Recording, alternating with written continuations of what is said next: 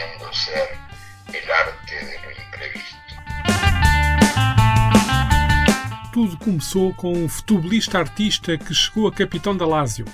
O sociólogo Carlos Nolasco fala sobre as migrações no futebol português, desde os primeiros aventureiros, entre a Europa, o Brasil e os Estados Unidos, até aos momentos e circunstâncias mais marcantes no fenómeno.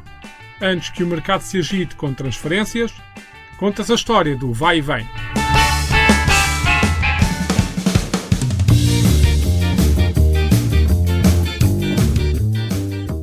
O que tem em comum a estátua do Marquês de Pombal, em Lisboa, o busto da Assembleia da República, o futebol e a cidade de Roma? Têm todos um toque de Francisco dos Santos. Foi em 1906 que este estudante de Belas Artes e futebolista tornou-se no primeiro português a representar uma equipa estrangeira. E é por ele que se começa a contar a história das migrações no futebol português. O sociólogo Carlos Nolasco, doutorado em Sociologia da Produção do Trabalho e da Empresa pela Faculdade de Economia da Universidade de Coimbra, com a tese Fintar Fronteiras, Migrações Internacionais no Futebol Português, investigador do Centro de Estudos Sociais da Universidade de Coimbra, contextualiza os primeiros tempos do fenómeno de tentar a sorte em outras paragens. Uma viagem feita entre continentes e que mete títulos e distinções. Vamos saber como começou este vai e vem que a nível mundial tem atualmente o Brasil como principal exportador e Portugal como a principal rota migratória. O primeiro imigrante português do futebol, ele não imigra propriamente por causa do futebol, imigra porque tem uma outra atividade, é estudante de Belas Artes, que é o Francisco dos Santos.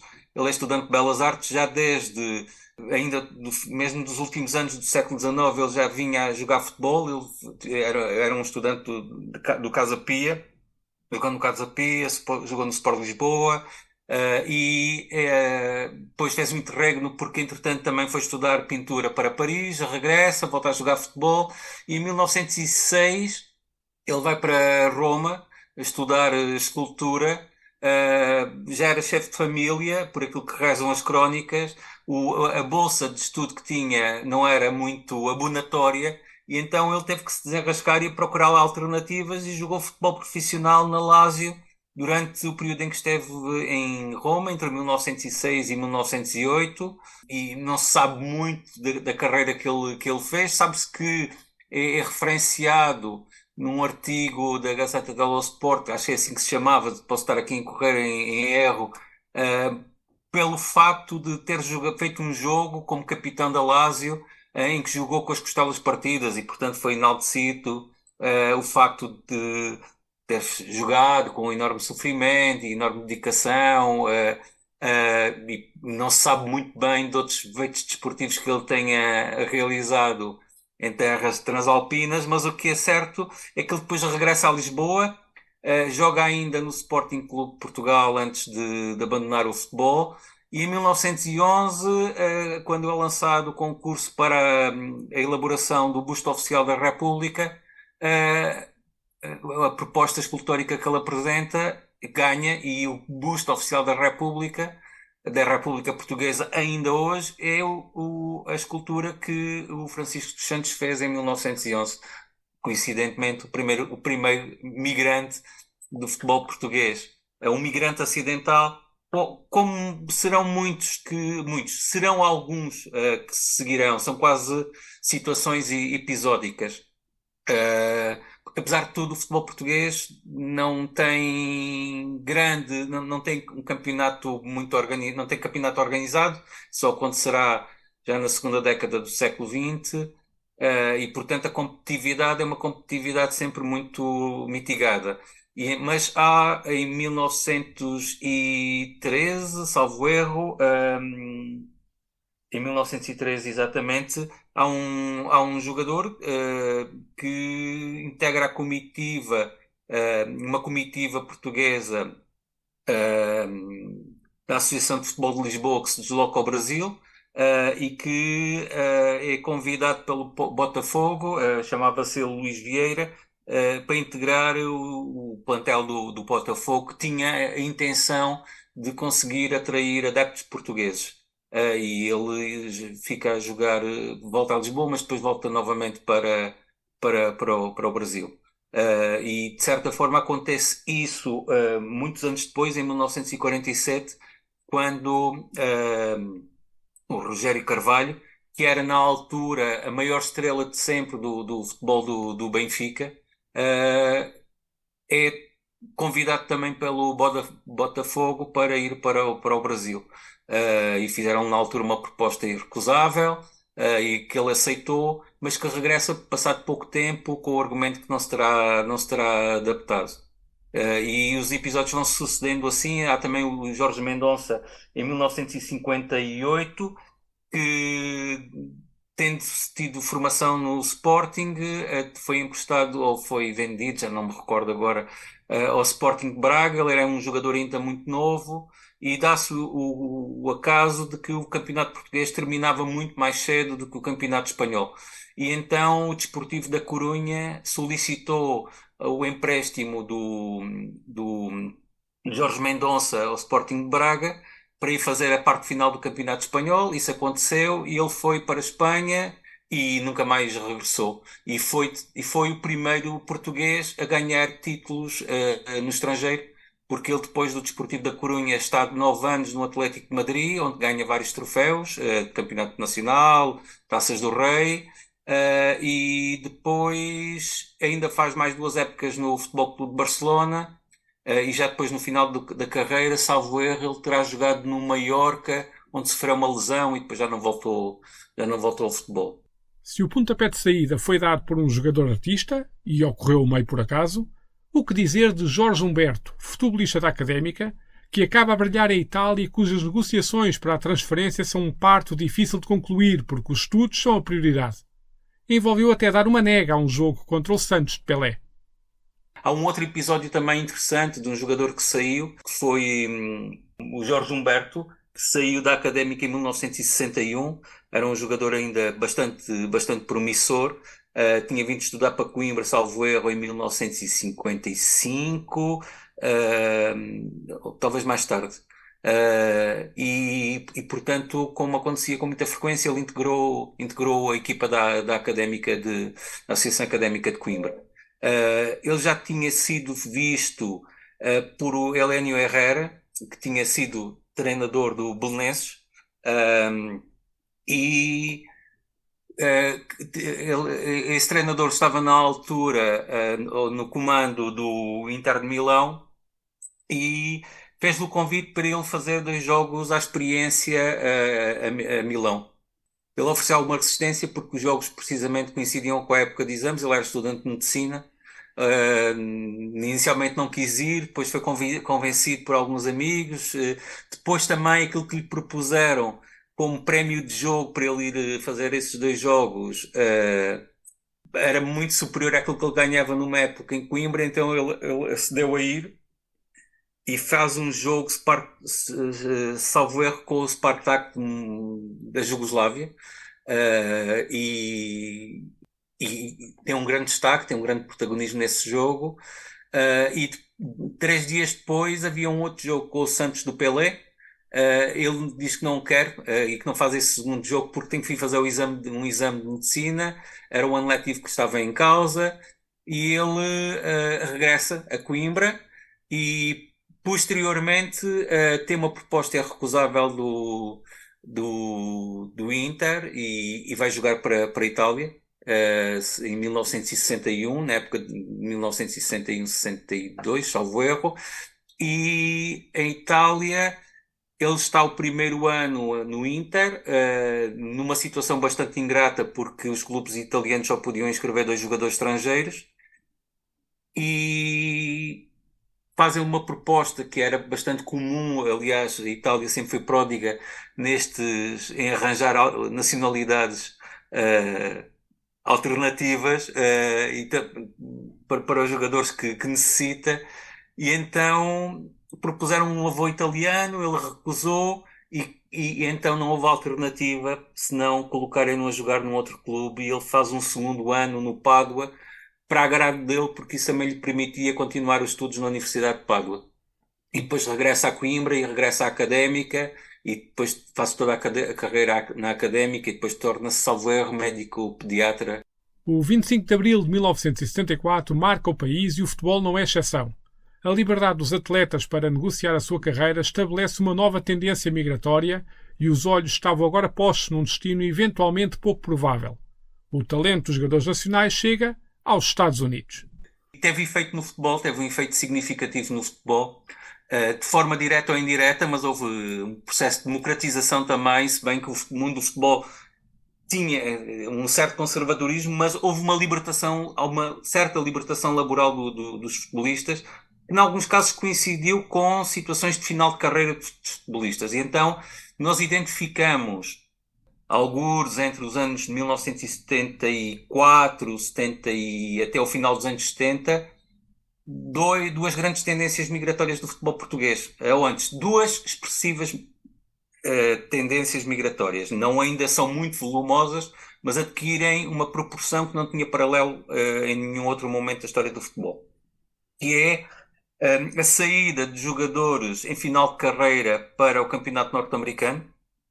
O caso mais emblemático é o Eusébio, que sai em 1975. Outros casos seguem, o Simões, muitos outros jogadores saem nestes contextos, porque têm a expectativa em final de carreira de poderem ir fazer ainda um pé de meia no campeonato norte-americano, que estava a tentar implementar-se, que tinha uma organização e uma lógica de funcionamento completamente estranha ao futebol, ao restante futebol, desde os timings do jogo até a forma como o campeonato era organizado, como as equipas eram constituídas. Houve um afã enorme de captar jogadores que tinham sido grandes estrelas do futebol nos vários países e levá-los para os Estados Unidos e para o Canadá. Aliás, o Eusébio acaba por ser campeão dos Estados Unidos de futebol numa equipa canadiana, a jogar pelos Raptors de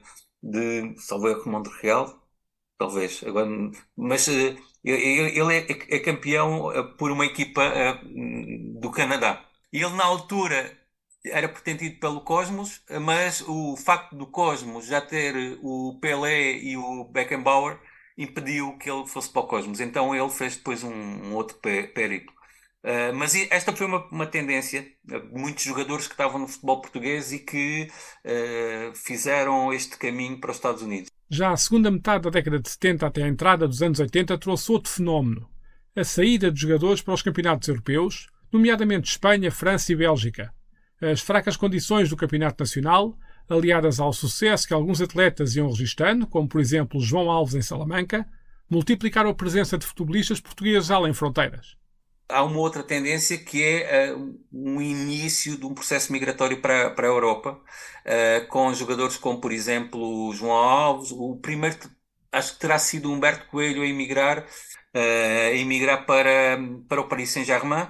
Seguiram-se depois outros jogadores, o Alhinho, Quinito, que emigra para o Santander, o Vítor Damas, que vai também para o Racing de Santander, o João Alves, que vai para o Salamanca e que na época em que ele se estreou no futebol espanhol foi considerado o melhor jogador estrangeiro do futebol espanhol, a jogar em Salamanca, o que é muito relevante. De tal forma que depois, 2 anos depois, 3 anos, salvo erro, isto acontece na época de 76, 77, e na época de 79 ele vai para o Paris Saint-Germain, mas há outros jogadores, o Luís Norton Matos, que vai para o Standard de Liège, na Bélgica, e o António Oliveira, que vai para Sevilha em 1978.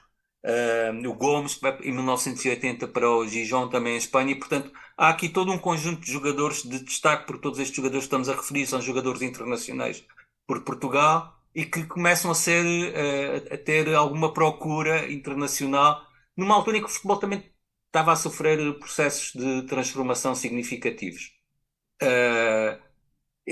O caso há uma entrevista dada há relativamente pouco tempo, talvez há uns 10, 12 anos, pelo Luís Norton Matos, e ele conta alguns episódios que são reveladores daquilo que era o futebol português. Ele diz que quando emigrou para o Standard de Liège, aquilo que ele estranhava era os equipamentos, a descrição e o acesso a uma série de bens tal forma que os amigos em Portugal quando pediam-lhe sempre que ele viesse para trazer fatos de treino e garrafas de whisky, porque a vida em Portugal não se coadunava com isto.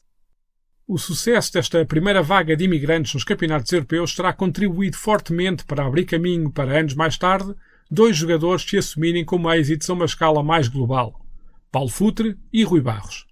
Os triunfos de Portugal com a seleção de sub-20 fizeram o resto. Há como que a necessidade destes episódios todos terem acontecido, como aconteceram aqueles episódios, aquelas situações anteriormente, para que o futebol português nos anos 80 conseguisse dar a volta. E dar a volta de forma muito impressionante, com dois jogadores em primeira instância. Em 1987, com a saída do Futre para o Atlético de Madrid, e em 1988 com a saída do Rui Barros para a Juventus. E estes jogadores vão tornar-se jogadores muito mediáticos, quer em Portugal, quer a nível internacional.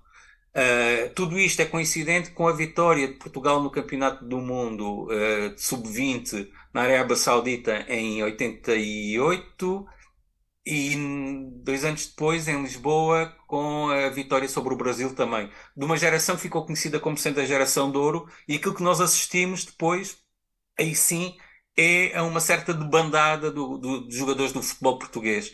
Ou seja, se nós olharmos para esse elenco de jogadores, praticamente todos eles emigraram. Vítor Bahia, Fernando Couto, o Figo, o Rui Costa, por aí fora, fazem os primeiros anos como séniores em Portugal e depois saem todos, e saem de uma forma bastante mediática, porque não saem para clubes secundários como aconteceu nos anos 70 com aqueles nomes que há pouco referi. Eles saem de forma bastante evidente para clubes como o Barcelona, para clubes italianos, e portanto há um salto qualitativo neste processo migratório que nunca mais parou. Ou seja, aquilo que nós vamos assistir a partir daí é uma saída massiva de jogadores portugueses. Em 1995, o mundo do futebol é abalado pelo chamado Caso Bosman. Um jogador belga, relativamente desconhecido, muda para sempre o desporto ao revolucionar as regras de contratação de atletas comunitários. Para Carlos Nolasco, é inegável o contributo que terá dado para a saída de futebolistas nacionais, mas o impacto fez-se sentir sobretudo no lado da entrada de atletas estrangeiros nos campeonatos portugueses. O caso Bosman, que ocorre, cuja decisão ocorre em 1995, tem um forte impacto não tanto nas saídas de jogadores portugueses, mas mais no processo de entrada de jogadores estrangeiros. É claro que também contribui para uma saída massiva de jogadores portugueses, isto não está em causa, mas há um maior impacto nesse processo de entrada do que nos processos de saída. Bom, o caso Bosman é um caso muito importante na história do futebol, porque pela primeira vez há uma entidade externa ao mundo do futebol que determina a forma do futebol acontecer. E essa entidade é o Tribunal Europeu,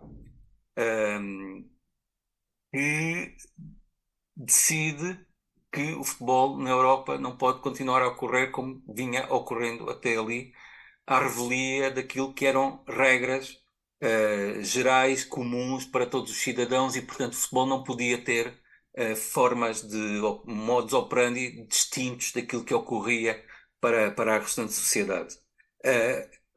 Este caso, Bosman, tem o nome do jogador que lhe deu origem, foi o Jean-Marc Bosman. Era um jogador que jogava no Standard Liège, um jogador relativamente anónimo, e que teve problemas de contrato, no sentido em que, tendo terminado o contrato que tinha com o Standard Liège, ele foi obrigado a permanecer no mesmo clube, e depois queriam que houvesse a obrigação de um clube que o contratasse indemnizasse o Standard Liège. Nada disto aconteceu. Ele interpõe todo um processo, inicialmente a nível nacional, contra a Federação, contra a Federação Belga, e depois o caso vai adquirir outras proporções e ele interpõe um processo contra a UEFA, contra a Federação Belga, no tribunal da União Europeia, invocando duas questões que são bastante significativas. Isto já depois de ele ter passado por algumas situações de tentativa de ser contratado por um clube francês, ou que era belga, e não ter sido contratado porque foi considerado como estrangeiro e já não cumpria os critérios da cota possível desse clube francês. O que é que o Jean-Marc Bosman invocava? Invocava que, em primeira instância, um jogador, ou antes, um contrato laboral depois de findo, não está obrigado a mais nenhum circunstancialismo, ou seja, terminou o contrato e o jogador é livre de assinar contrato por uma outra entidade qualquer, não havendo lugar ao pagamento de nenhuma indemnização, porque o jogador está livre. E era isso que ocorria no futebol, ou seja, mesmo depois de vindo um contrato, o jogador, se que fosse contratado por um outro clube, o novo clube que o contratasse tinha que pagar uma indemnização ao clube inicial. E, portanto, havia como que os jogadores estavam reféns destas circunstâncias. Por outro lado, aquilo que o Jean-Marc Bosman invocou foi que,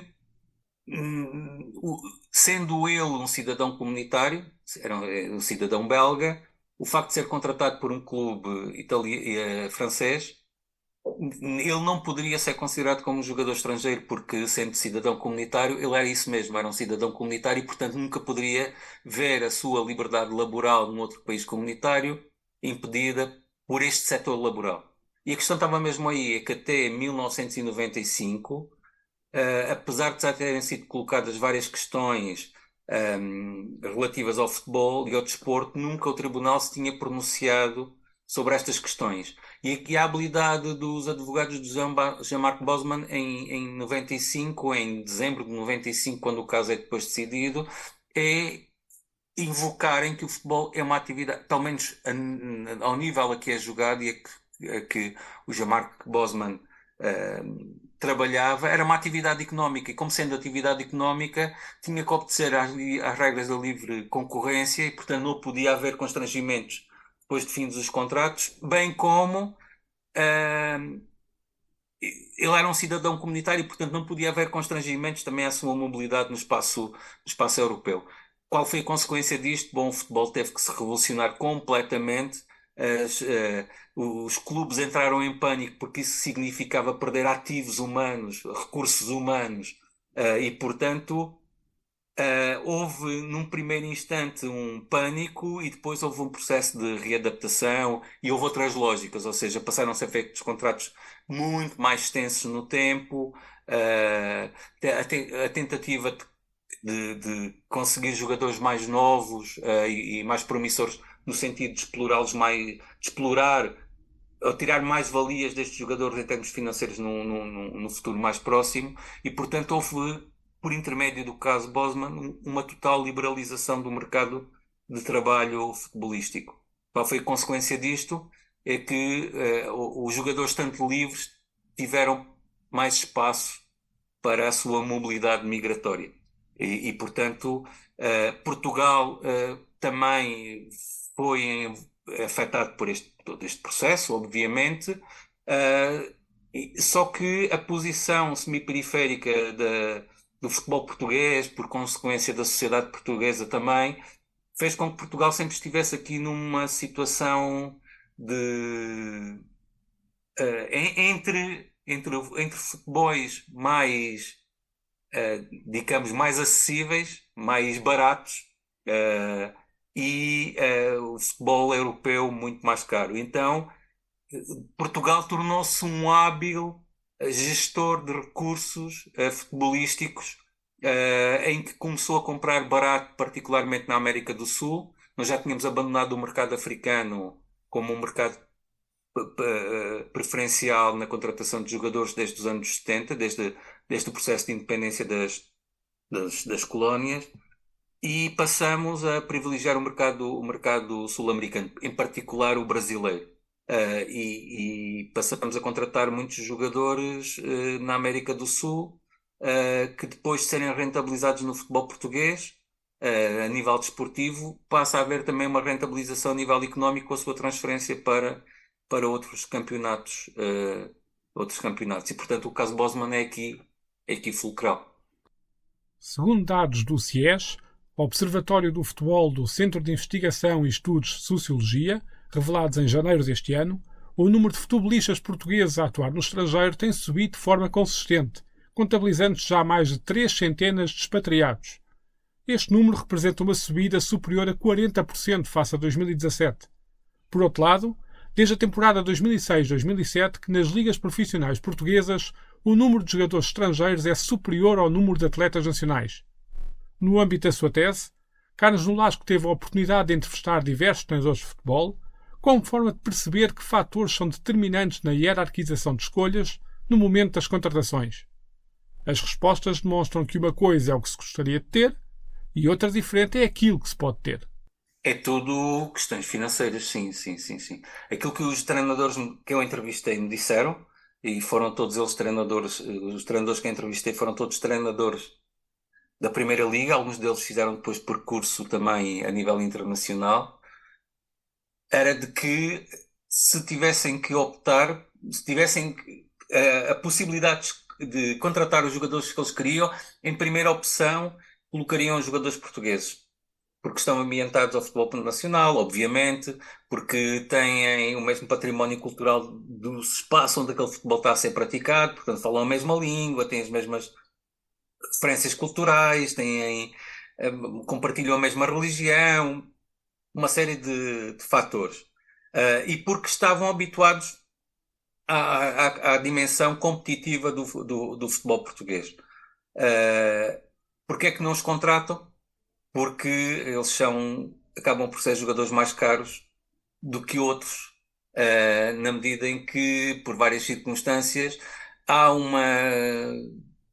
a necessidade de, quando se contrata um jogador, pagar aquilo que é a formação desse mesmo jogador, pelo menos, salvo erro, até aos 23 anos.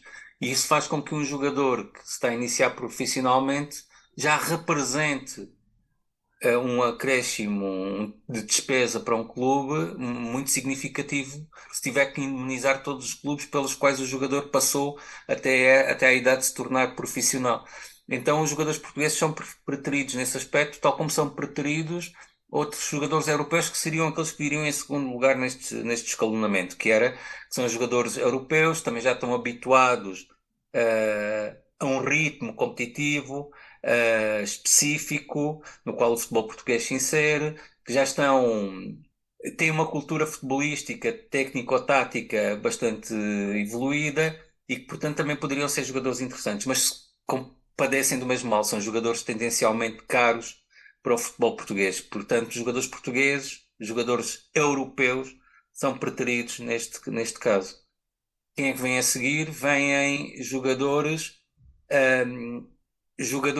estrangeiros de outros continentes que já tenham jogado na Europa ou que venham pela primeira vez jogar para Portugal, porque estes jogadores preferencialmente são jogadores relativamente baratos, porque se vierem no início de carreira, se vierem diretamente da América Latina, eles são relativamente baratos. Se forem jogadores estrangeiros que já estão, ou seja, brasileiros ou argentinos que já tenham jogado na Europa e que venham para o futebol português, eles já estão em final de carreira e também são tendencialmente mais baratos.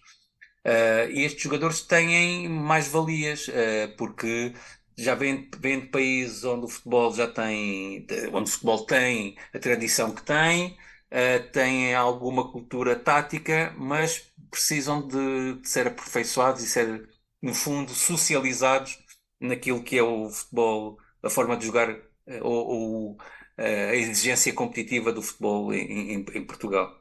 E neste âmbito, em último lugar, vêm os jogadores africanos. São os mais baratos de todos, mas padecem de uma cultura futebolística exigente, a nível do treino, a nível da leitura de jogo, a nível das exigências técnico-táticas consequentemente, são contratados já depois de terem sido, das outras possibilidades terem sido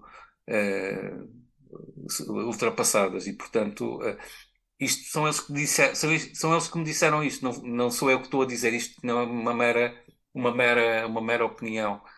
Como já foi referido, o último relatório do Observatório do Futebol aponta o Brasil como o principal exportador de futebolistas, com perto de 1.300 jogadores a alinharem fora da sua pátria, surgindo Portugal destacadíssimo como destino de eleição destes atletas, com 19% a alinharem nas 3 primeiras divisões do nosso país.